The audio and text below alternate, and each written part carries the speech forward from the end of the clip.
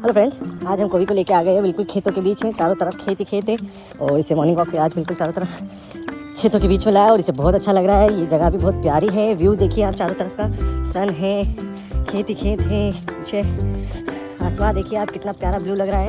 क्या कोवी, मज़ा आ रहा है। इतना अच्छा व्यू देखने के लिए तो लोग कहाँ जाते हैं हिल स्टेशन पे, अपने को तो यहीं पर मिल रहा है। रखिए यार अपन यार, इतनी प्यारी जगह अपने को देखने को मिल रही है।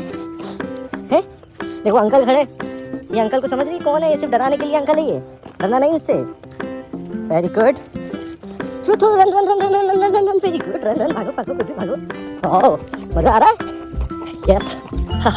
चलो फ्रेंड्स, बाय, मिलते हैं फिर जल्दी।